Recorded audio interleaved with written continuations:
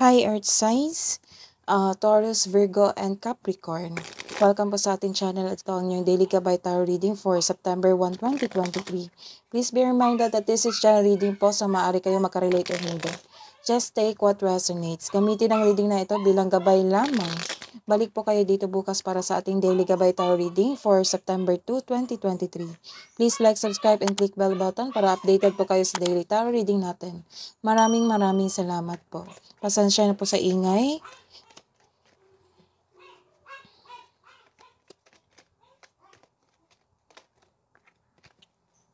Spirit Guides, ano po ang energy today ni Earth Signs ngayong September 1?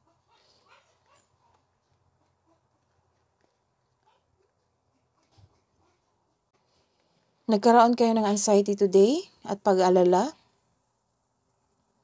dahil ito sa iyong karelasyon or sa iyong kadate.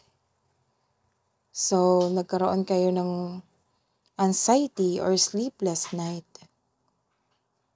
Di makatulog, natatakot, nangihinala. Ilan sa inyo, balisa? This card tells you to make change. Itong pangyayaring ito ay pansamantala lamang at lilipas din. So take care of yourself, Earth Signs. Nag-alala ka sa iyong kapareha. Siguro some of you nagkaroon ng pag-aaway, break up, cool off, nagkaroon ng space. So what's the advice po for Earth Signs?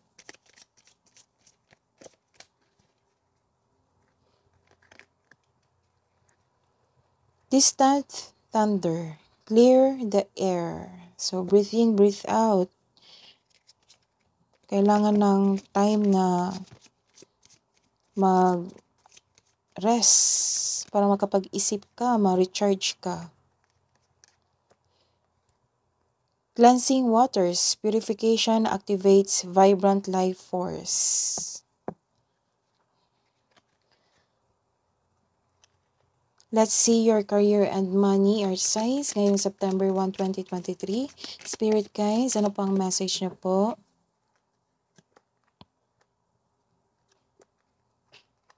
Sa reverse card, nagkaroon ng manipulation or blocked inyong intuition sa buhay, karera at kaperahan.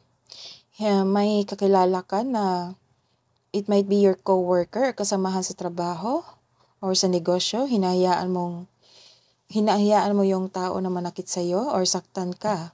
Masakit siyang magsalita. Ilan sa inyo hindi ka pa ready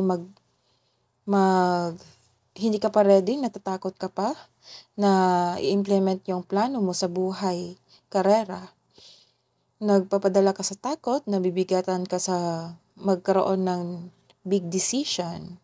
So, clear your mind. This is the advice that clear your mind na para makapag-isip ka ng maayos. This card asks you to calm and balance.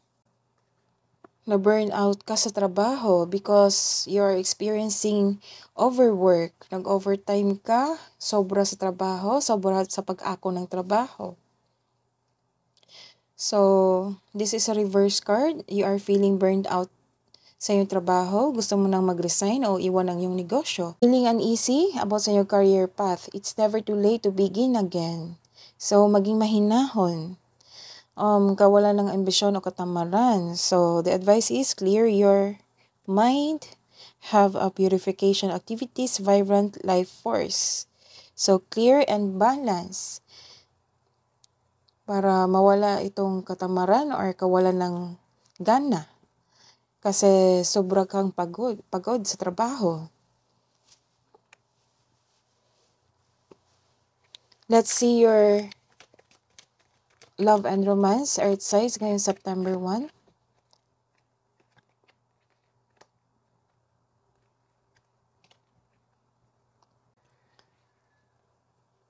This is awakening or acceptance sa mga pangyayari.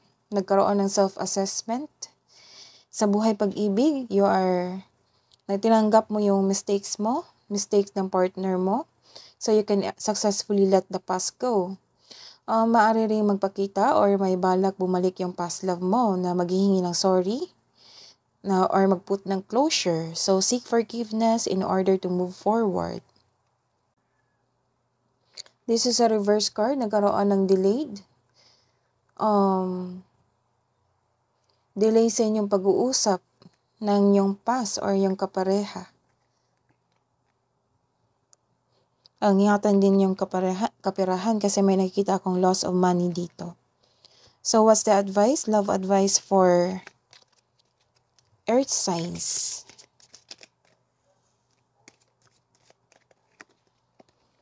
Twin flames, your passion ignites. Ano pa po ang advice, spirit guides para kay earth signs ngayong September 1? Don't let pride get in your way. What's the angels, archangels, advice, spirit guides ngayong September 1 para kay earth signs po? Passion.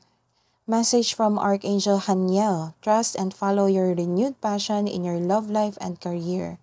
That is your reading today, fire signs. Balik po kayo dito bukas para sa September 2 reading natin. Please like, subscribe, and click bell button for notification para po updated kayo sa daily tarot reading natin. Maraming salamat po.